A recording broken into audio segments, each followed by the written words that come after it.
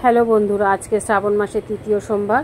এই দেখো আমি আমার বাবা ভোলানাথকে নিয়ে যাচ্ছি। আমাদের পাড়াতে এক মায়ের মন্দির আছে, সেই মন্দিরে নিয়ে যাচ্ছি প্রতিষ্ঠা করব বলে। এই যে মন্দিরে নিয়ে চলে এসেছি। নিয়ে এসে এবার ঠাকুরমশাই বলল ঘিটা মাখিয়ে নিতে, তাই ভোলানাথকে ঘি মাখিয়ে নিলাম। ভোলানাথ আর নন্দীকে ঘি মাখিয়ে নিলাম। ঘি মাখানোর পরে এবার যা কাজ করার ঠাকুরমশাই করবেন, আমাকে বলল ঘিটা মাখিয়ে দিতে, তাই ঘি মাখিয়ে দিলাম। আমি এমনিতেও সোমবারে ঘি মাখাই, ঘি দিয়েই মাখিয়ে স্নান করে, ঘি মধু দিয়ে, ঘি মধু অগুরু সব দিয়ে। এইবার মাকে একটু আরও পুজো করে নিচ্ছেন ঠাকুরমশাই, তারপরে এবার যা করার উনি করবেন।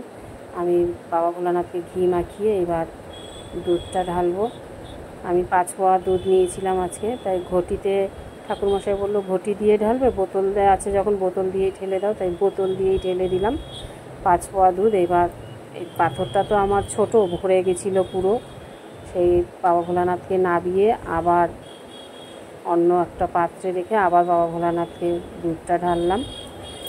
ঢেলে 5 পোয়া দুধটা পুরোটাই ঢাললাম বাবা ভোলানাথের মাথায়। এটা আমি বলেছিলাম যে ঢালবো 5 পোয়া দুধ যে কোনো একটা কারণে, তাই আজকে ঢাললাম। এবার মালা আর পরিয়ে দিলাম, বেলপাতা দিলাম, 5 ফল দিলাম বাবা ভোলানাথের মাথায়।